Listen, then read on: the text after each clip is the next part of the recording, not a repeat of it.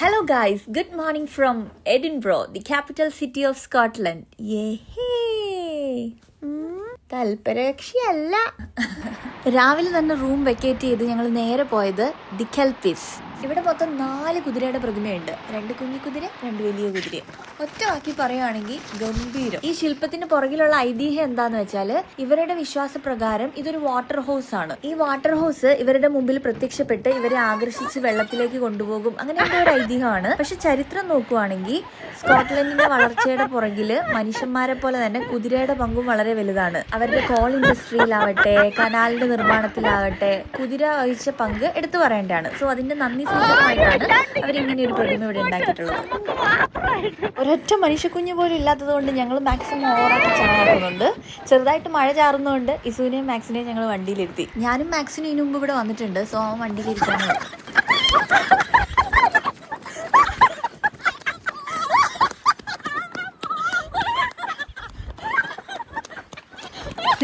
ഞങ്ങൾ അതിൻ്റെ ഇടയിൽ അവിടെ നിന്ന് ഓട്ട മത്സരമൊക്കെ വെച്ച് ഞാനായിരുന്നു ബാക്കിൽ വിളിച്ച് പോകുന്നുണ്ടായിരുന്നു. പക്ഷെ ആരും ശ്രദ്ധിക്കാൻ. അവിടുന്ന് പിന്നെ ഞങ്ങൾ നേരെ സ്കോട്ടിഷ് ഹൈലാൻഡ്സിലേക്ക് പോയി. ഇതിന് മുമ്പ് ഒരു തവണ ഞങ്ങൾ സ്കോട്ടിഷ് ഹൈലാൻഡ്സിൽ വന്നിട്ടുണ്ട്. അത് സമ്മർ ടൈമിലായിരുന്നു. ഇത് ആദ്യമായിട്ടാണ് വിന്റർ ടൈമിൽ വരുന്നത്.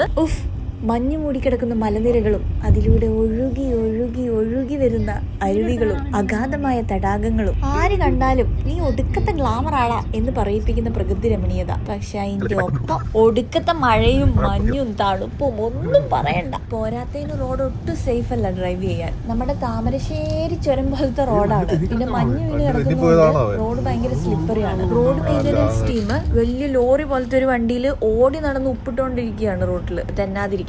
പക്ഷെ പതുക്കെ ഓടിച്ചില്ലെങ്കിൽ വണ്ടിയും പാളും പണിയും പാളും. അമ്മൂസ് മൈൻഡ് വോയിസ് ഈസ് ലൈക്ക്, ഇതൊക്കെ എന്ത്, ഇതൊക്കെ ഒരു തണുപ്പാണോ? തണുപ്പെന്നൊക്കെ പറഞ്ഞാൽ അങ്ങ് ഊട്ടി കൊടൈക്കനാലിലൊക്കെ ഉള്ളതാണ് തണുപ്പ്.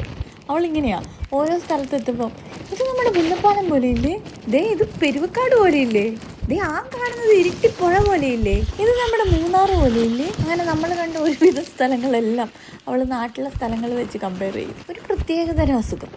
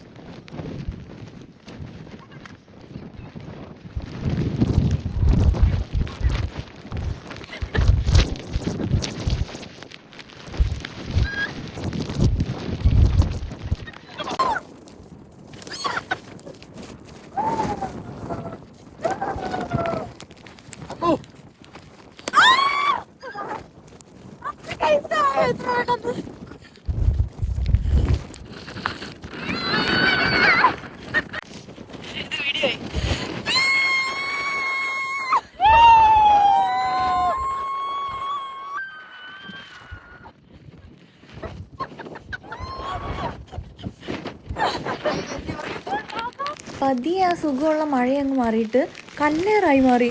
നല്ല പെയിൻഫുൾ കല്ലേറ്. ആലിപ്പഴമാണെന്ന് തോന്നുന്നില്ല കണ്ടിട്ട്. എന്ത് തേങ്ങയാന്ന് ആർക്കറിയാം.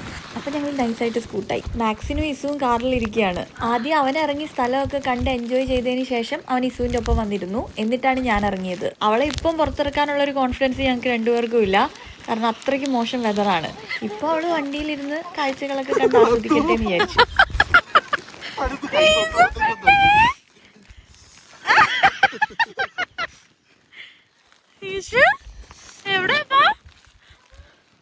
ഒരു വൈകുന്നേരമൊക്കെ ആയപ്പോഴത്തേക്ക് ഞങ്ങൾ കൂട്ടി കയറി. വിന്ററിലെ പ്രശ്നം അതാ, 4-5 മണിയാകുമ്പോഴത്തേക്ക് രാത്രിയാകും. ഇന്ന് ഞങ്ങൾ താമസിക്കുന്നത് ഫോർട്ട് വില്യം എന്ന് പറഞ്ഞ സ്ഥലത്തുള്ള ഒരു അപ്പാർട്ട്മെന്റിലാണ്. നല്ല സൗകര്യമൊക്കെ ഉള്ള ഒരു അപ്പാർട്ട്മെന്റ്.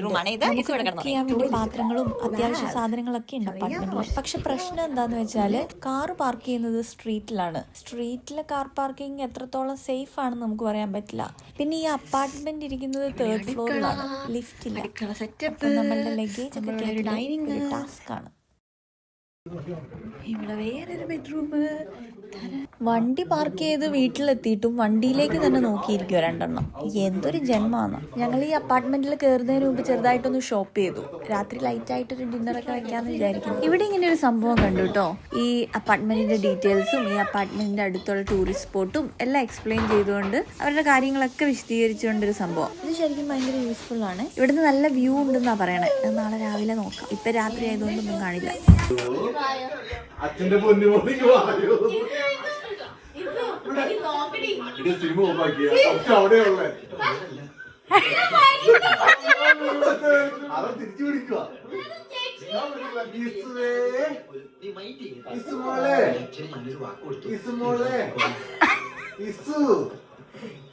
കുട്ടാ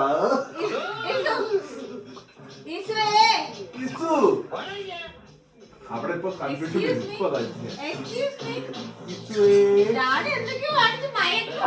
അത് കള്ളനാ.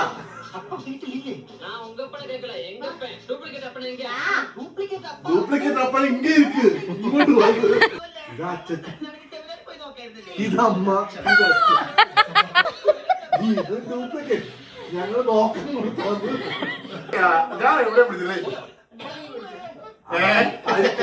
അവിടെ കിടന്നുപോയി. കൊച്ചു തിരിച്ചു പിടിക്കുന്നത്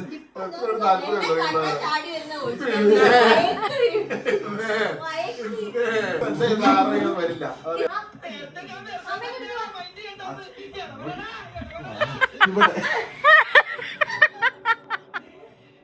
ഇങ്ങോട്ടോ അത്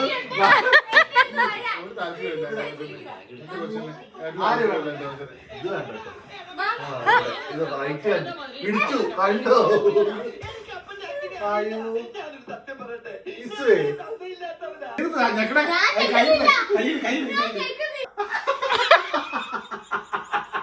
പോയി അത് കൊള്ളാം.